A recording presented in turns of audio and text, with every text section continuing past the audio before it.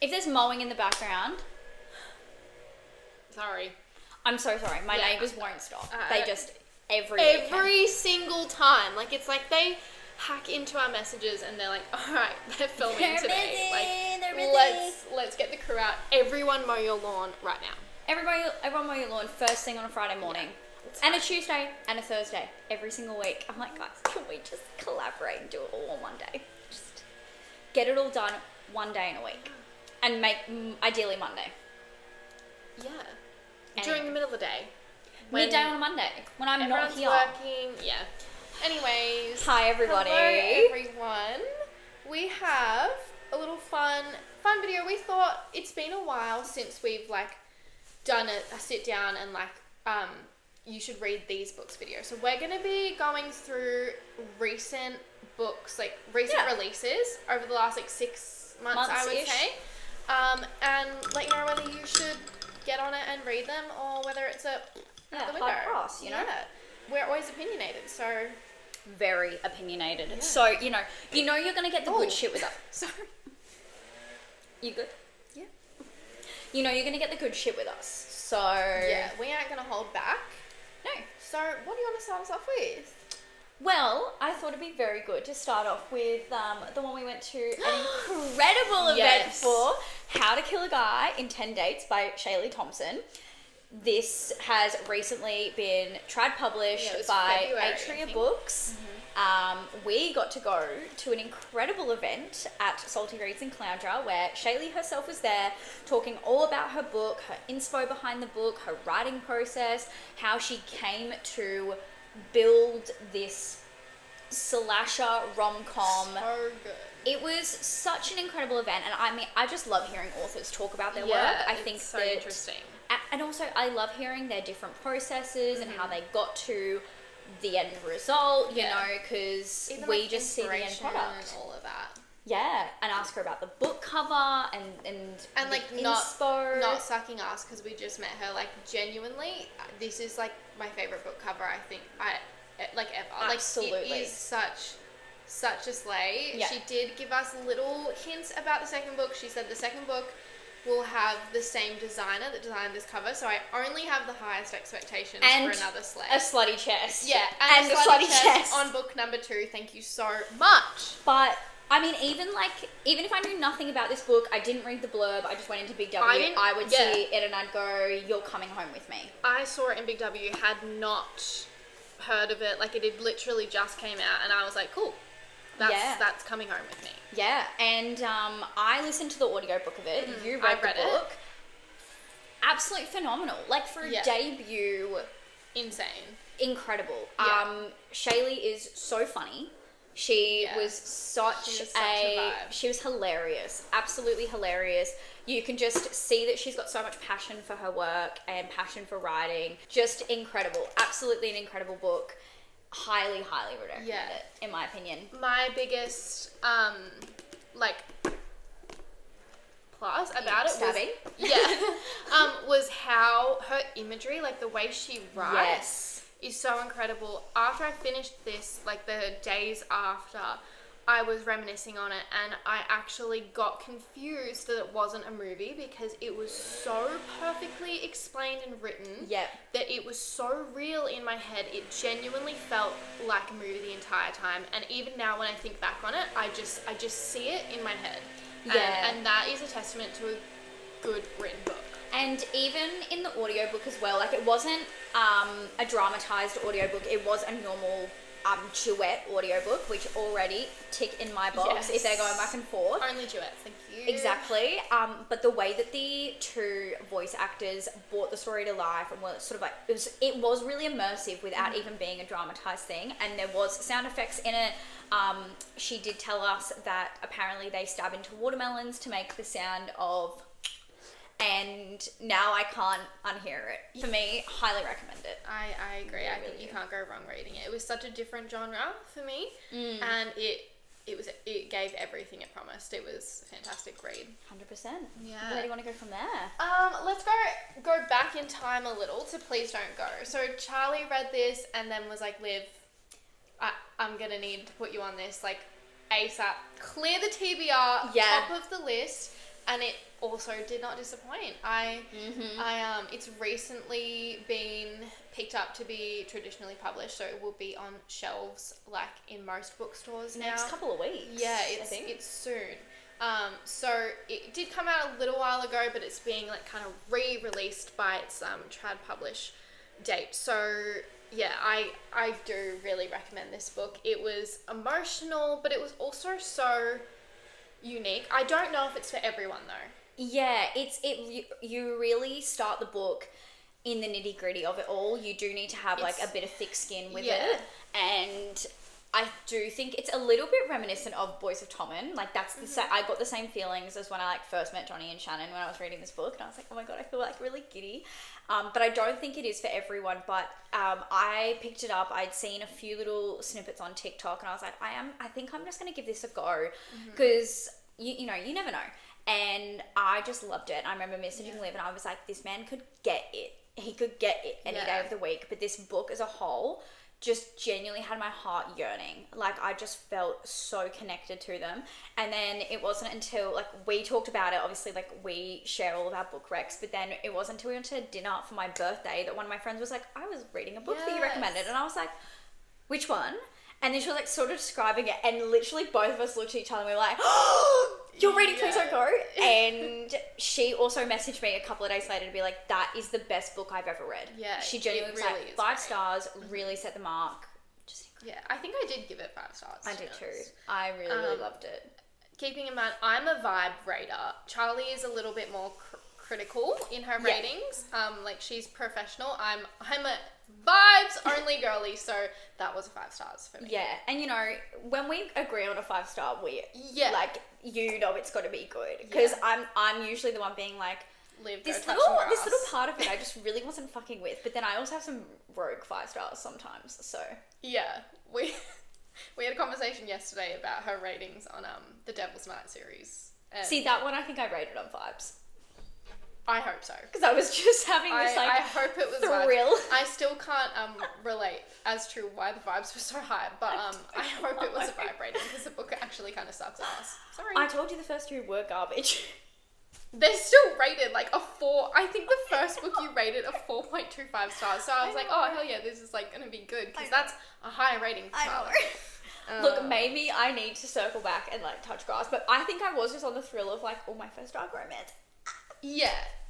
I just don't think dark romance is for me, to be fair. But then we like love Lights Out, and that's a dark comedy to me. I agree, it's comedy. Yeah. Okay, we're segueing. Sorry. Moving on. Recently, Should we go there?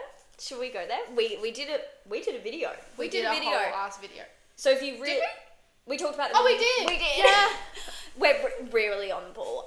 So you can go watch that if you really want to get into the details of it. The TLDR of it all, though, is yes. Yeah. Also a 5-star. This was amazing. I think I did a 4.75. Okay, well. But it really is fantastic. I think that spin-offs can be delicate territory. Yeah. You know, you can either do it really well or you can drop the ball and ruin the entire original series, which I feel like is usually what ends up happening.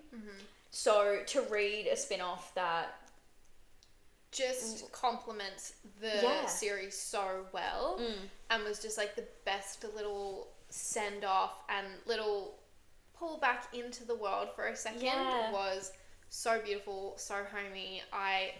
We both immediately were like, fuck, we need to reread Windy City, and we did go back and do that. So that is an absolute recommend. However, I do recommend reading Windy City first. Yeah, absolutely. I think you need to go through the whirlwind of emotions that come with the Windy City series for you to then go the route of this. Like, it's very cushy, it's very cutesy, it's not going to pull on your heart as much as some of the ones in the main series. It definitely wouldn't as well if you hadn't read Windy City. Like, if you read this just on its own as the spin-off, you're not really going to feel much emotion for all the characters, whereas like after reading it and being so enthralled in the series, it did pull on. There's moments in it where you're like, oh, Yeah, but I think so much that is because of the original series itself. 100%. And like just loving those characters that when like Kai came up or Isaiah, I was like, That's my husband. Oh my god, he's there. Oh, okay.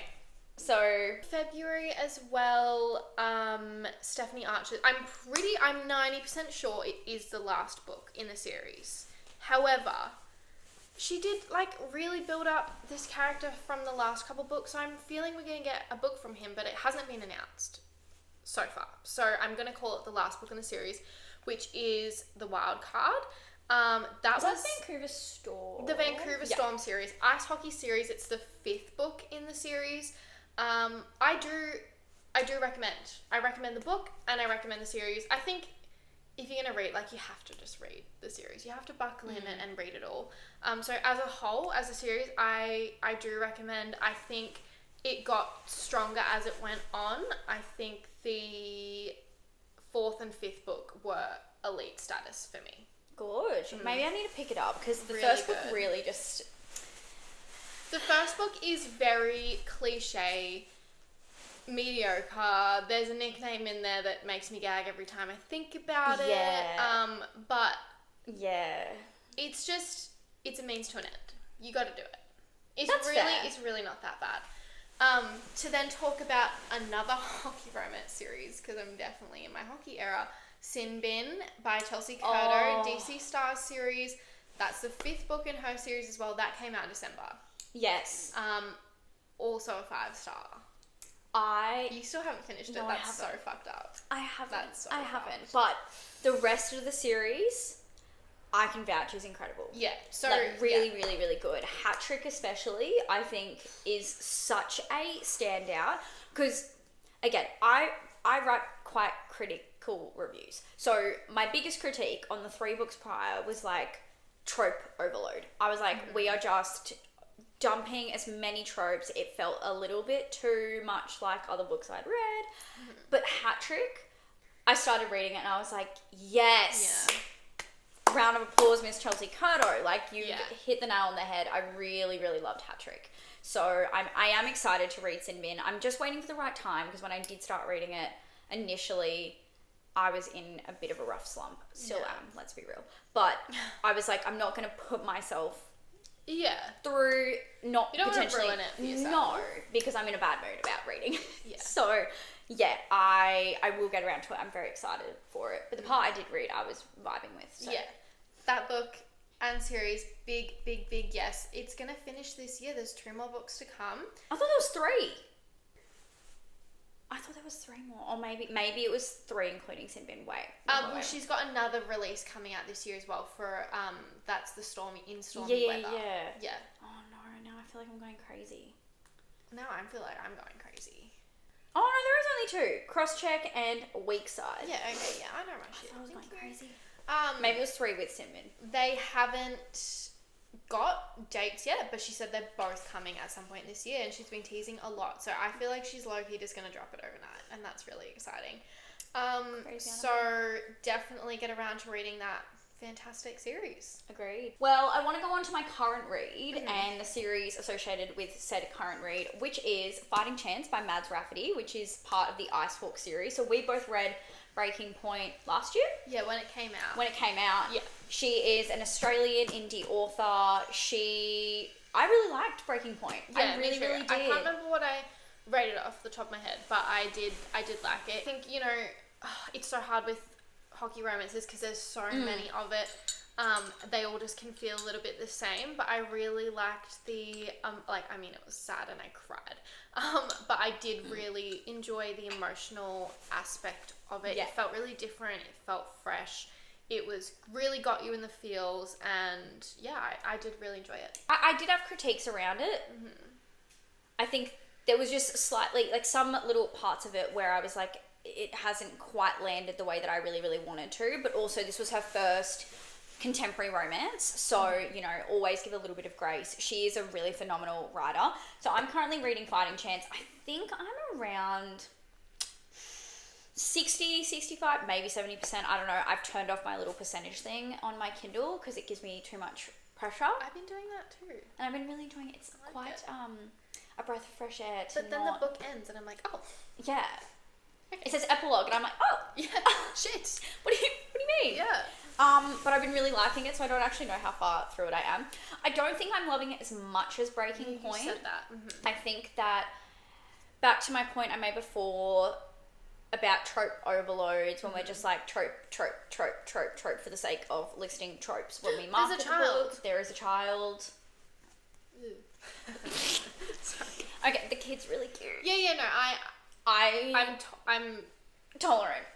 Yeah, but I'm a bit off put by a book that we're going to talk about in a second. So we'll talk about that. Oh, gorgeous. Okay. So I'm not loving it as much as I loved the first one. I think my biggest issue with this one so far is I do feel like it is trope dumping. It's tropes on tropes on tropes on tropes to market the book, which I don't think is my favourite style of writing in romance. And I also have found a couple of the scenes in the book to be repeated, which again, I know is expected, but like, spoiler warning for anyone. There is a scene where he's playing hockey and one of the other players says something to him about the girl, about Layla, and says something about Layla. He beats him up on the ice hockey rink. Ice rink. I couldn't remember the word was called. On the ice of the ice hockey rink. I couldn't remember it was called a rink, but I was going to call it like a field. Yeah, the ice field. The ice field. Also, it's still ice. And obviously emotions around that. And then a few chapters later, the same thing happens again. Some guy says something, he beats him up, she's in the crowd. And I was just like, I feel like I was having deja vu. But yeah, overall, I don't think it's a bad book by any means. I just don't think it's as strong as the first one. But I think overall I would still recommend it because she is an indie author. She is a really strong author as well. It is fun. It's really refreshing in the world of ice hockey romance books where everything does feel rinse and repeat over and over and over again. So I do feel like it is a bit of a breath of fresh air. It's quite emotional. There's a lot of character drive at the base of the plot. Like, it is very, very character driven. So I think that is the standout part of it. So I think overall I would recommend it. Amazing. To the people. Yeah. And there's like 3 or 4 more books to come. I think it's going to be a series of 5. Yeah, okay. So very exciting. She's a busy gal. She is. She's hustling and grinding. Busy gal. Do you want to talk about And Now Back to You? Yeah. Okay. Yeah. So that came out also started this year, I think February. This is the sequel to First Time Caller by B.K. Borison. I still haven't read this, but Charlie has. First Time Caller was my... That was a holy grail for you last year. That was it was like, I think it was my first 5-star of last year. Yeah. And like, it really stood out to me because I really love the way that B.K. Borison writes very, very simple romances, but they work so well. And I think because she focuses her stories around characters who are a bit more mature aged, not like elderly, but like they're, late 20s, early 30s, they've got families, they've got lifestyles, they've got careers, they've got all that kind of stuff, that her romances feel really like calming because they're so mature and they're just real. Like, it's so realistic. Yeah, like, I don't feel like I'm reading the book and going, this would never actually happen, but moving on, like, I read them and I'm like, this is really cute. Yeah. So Now Back to You is, they are rival weather reporters. They get snowed in, they do the one bed thing, like, and you just sit there and feel so giddy over it. It's so cute, it's so sweet. I also really enjoyed it. I think I rated it 5 stars. I think that this woman is incredible. I can't wait to read it. I think there's going to be a third one as well. Yeah, I hope so. I'm excited. At the end of last year, the 4th book in the Wells Ranch series came out, which was At Wit's End. I believe there is a 5th book coming out quite soon, actually. That At Wit's End is the 4th book in the series. I did really enjoy the series as a whole. It's just an easy time. There were some questionable writing choices in there. Not to get like too critical, but there were some moments that I really, it was really just her sex writing was. Oh, okay. And like, I love a good sex scene. But yeah, she. Come on, spill the tea, spill the goss. She described some type of liquid that exits a male's body as frothy, which was quite concerning. Was that in that book? Yeah. I don't know if it was in that one specifically, but that was in one of those books. And I thought that was one of your rogue dark romances that you went down. No, that was concerning to me. I don't think anyone's bodily fluids should be frothy, so if they are, please go see a doctor like yesterday. It's just things like that. There was also, she has this really big obsession with squirting, which is also a slay, but like every single time is just like, I'm talking like every single sex scene, she was like, I was flooded by their cum, and I was like, okay, this is just getting messy at this point. Like, how often are you having to clean your sheets? This sounds annoying. This is where I feel just really critical of these books, because I go, yeah, it's so unrealistic. Because in real life sex, you are mindful of the mess, 100%. you know, and I don't want to. And like, I don't know how, like, I don't know if it's maybe a little envy, but like, I don't even know how that's possible the fucking damn time. After like 30 seconds, you're like, like, I just. Anyway, aside from that, they were okay.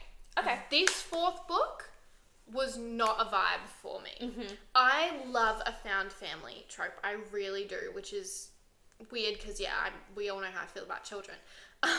But this one, the child was older. He was 10. Mm-hmm. He was going through a pretty ratty phase, which is someone, again, who doesn't want children. I was like, yuck. That just no, not cool. Rude to his mum.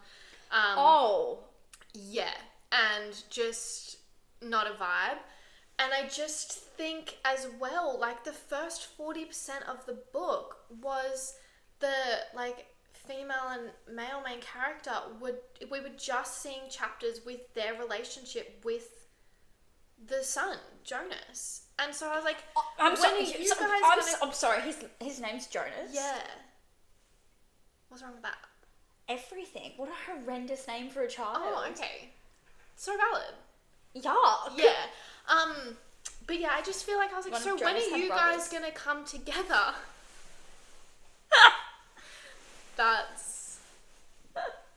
I knew that was coming.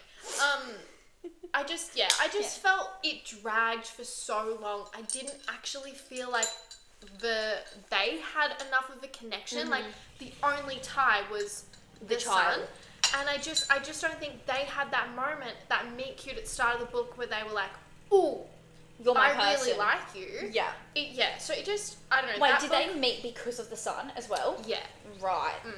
And was there a lack of parenting the reason that he is such a bratty, rude 10-year-old?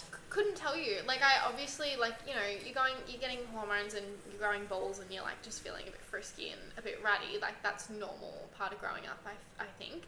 Well, if my brother's anything to go off. But, like, boundaries with your child. But, yeah, like, don't speak to me like that. Yeah, I don't think she was doing anything to warrant. Like, I think she was being the best mum that she could. And his anger and stuff was coming from his, like, deadbeat dad. Okay, yeah, gotcha, but gotcha. The mum was like, I was like, don't fucking speak to your mum like that. And maybe, again, coming from personal experience, I was like, growing up with a single mum, like that, no. Not on. No fucking way. Like, that woman is working her fucking ass off. Yeah. To look after you, like, you disrespectful little cunt. Gotcha. Oh my god, sorry. I got on a roll there. Flow state. Whoa! Triggered. Okay, so would you recommend the series? Yes.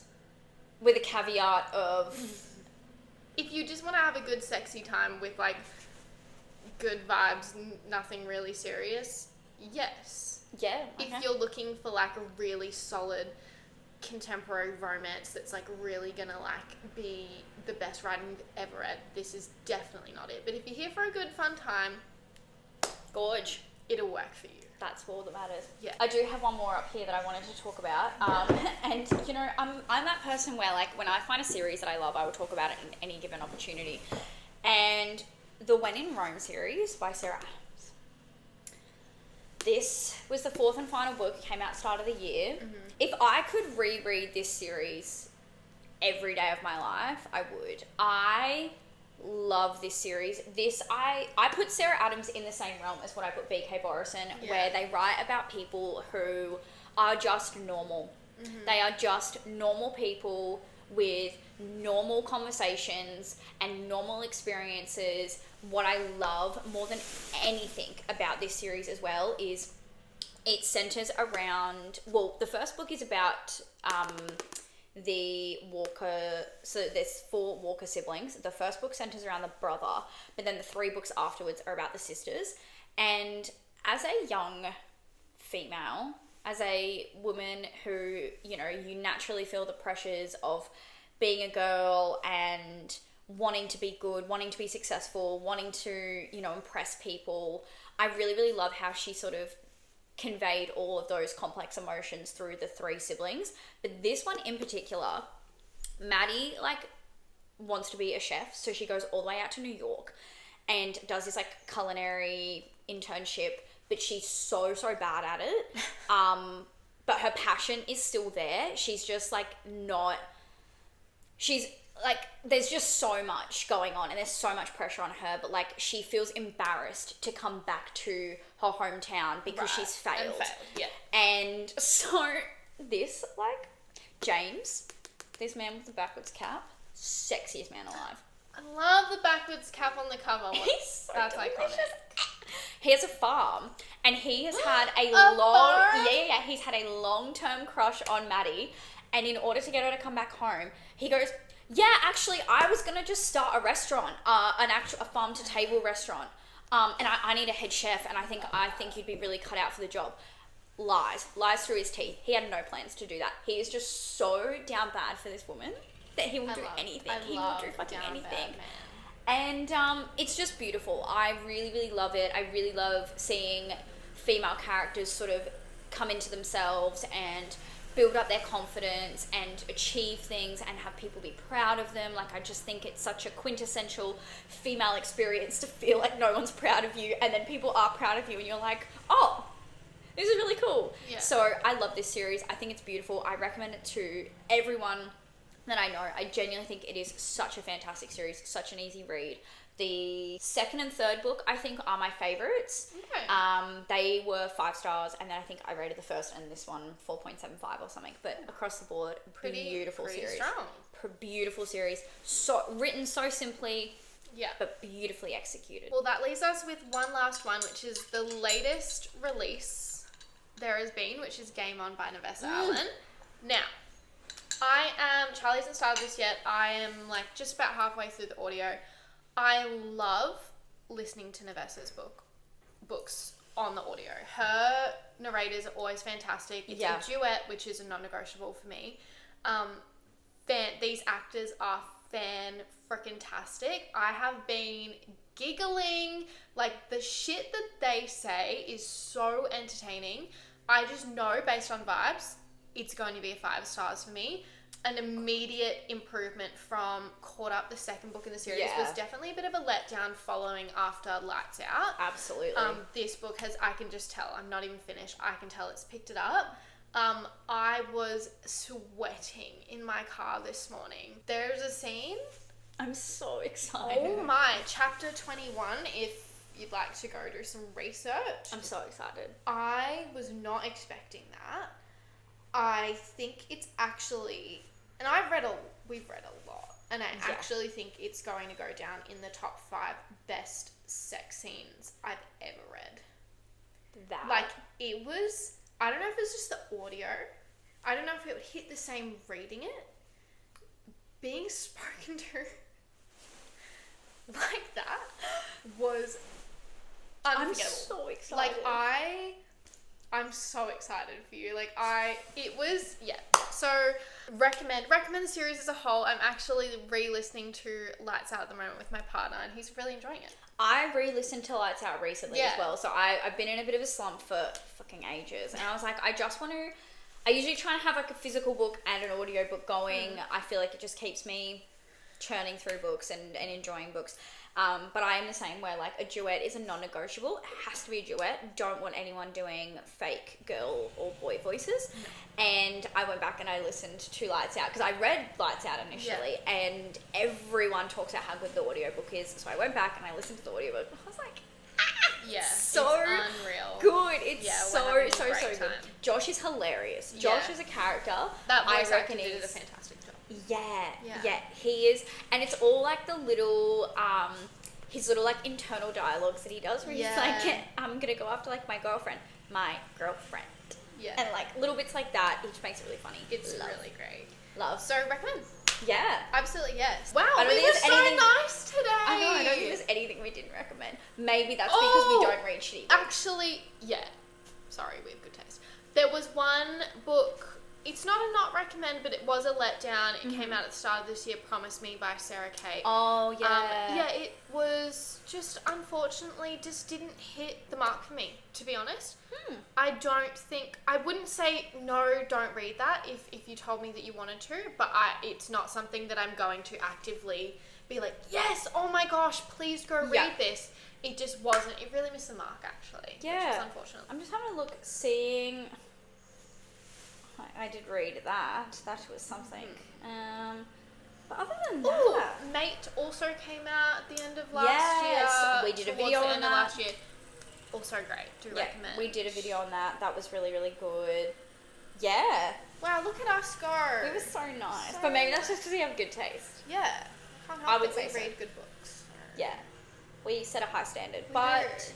yeah, please let us know what you thought of any of these books in the comments. We would love to know your thoughts and feelings on it. Do you agree with us? Do you disagree? Did you hate some of these books? If you did, tell us why. I want to know all of your fucked up opinions. Like, you can't offend us. Well, there's a few touchy subjects. There's nothing in this video that you can offend me about.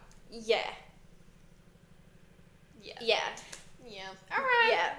Well, let's wrap it up there. Love you guys. Thank you so much for watching. We'll see you next time. Bye.